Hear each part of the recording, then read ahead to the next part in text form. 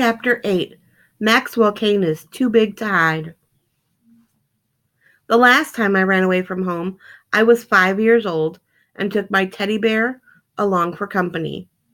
Now I'm 14 and I've got a real live 11-year-old girl hanging onto my hand like she's afraid I'll disappear.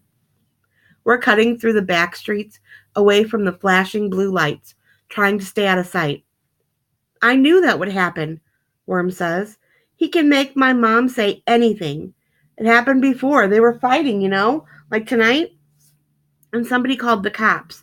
But when the cops got there, my mom said it was all her fault. So what do we do now? I ask. I want to find my real dad, Worm announces. He'll know what to do. Actually, that makes sense. Let him be the one to protect her. He's probably a whole lot braver and smarter than I am. I go, so where's your real dad? Does he live nearby? Worm shakes her head. Montana, she says, in a place called Chivalry. Great. Wonderful. Geography isn't my best subject, but I know Montana is at least 1,000 miles from here, maybe more. So whatever hope it gave me, that all comes crashing down. You could phone him, I say, but Worm shakes her head. He hasn't got a phone. I've got to see him, okay? It's important. She sounds like she's holding back tears. I go, okay, take it easy. We'll find your dad, I promise.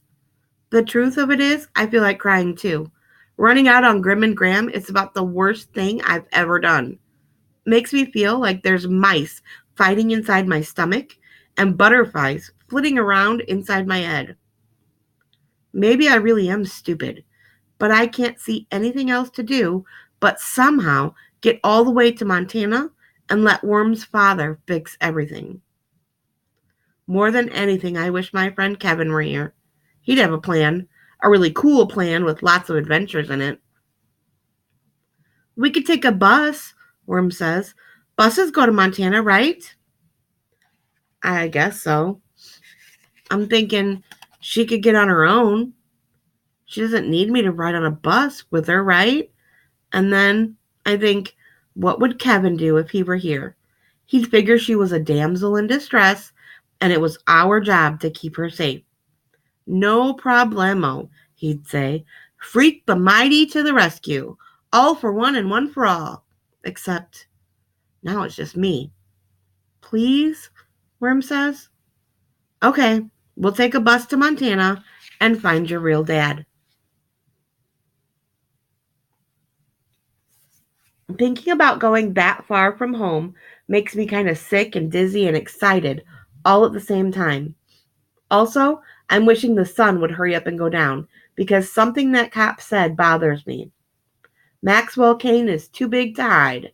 And he's right. It's not like I can blend in or shrink myself down to normal size. All they have to do is be on the lookout for a moon-faced goon with size 17 shoes. Besides, just about everybody in town knows me by sight. So we're stumbling along, with me nervous and worried and not paying attention to where I'm going, and that's when I crash right into the trash can. Wham! Stuff flies all over the street, bottles and garbage and old newspaper and a ratty bundle of clothes. Wait a minute, Worm says, checking out the clothes. She picks out a suit coat with holes in the elbows, and an old tie with stripes, and one of those hats like gangsters wear in the movies. This is exactly what you need, she says, her eyes going bright. A disguise. 10 minutes later, we're heading for the bus station.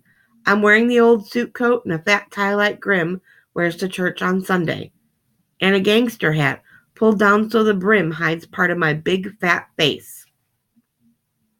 Worm has the idea to smear my cheeks with dirt so it looks like whiskers. There you are, she says, dusting the dirt from her hands. All grown up. No way. This'll work, she insists. I read it in the Adventures of Huckleberry Finn.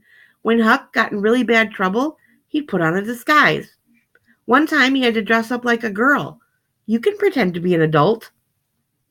I guess. Already I'm getting the idea that it's easier to go along with her than argue. But I look about as much like a grown-up as a brontosaurus butt. We'll need money, Worm reminds me. I've still got the $20 Grim gave me for my birthday stuck in the secret compartment in my wallet. And Worm has $5 in a plastic purse in her backpack. We figure that'll buy us tickets as far as the next state at least.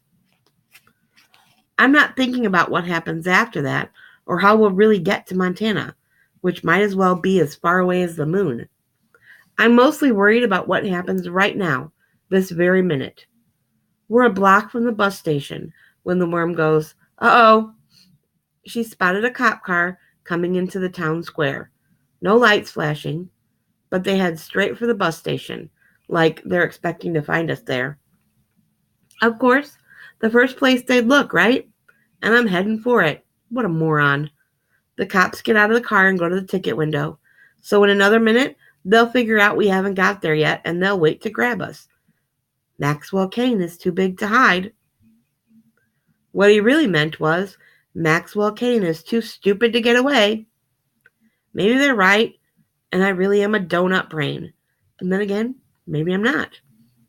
This way, I whispered to Worm. We cut away from the town square, down the alleys that go by the big warehouses, out to the place where the interstate highway ramp heads west. What are we going to do? Worm wants to know. We're going to break the law, I tell her. And then I do something I promised Gran I'd never do. I stick out my thumb to hitch us a ride.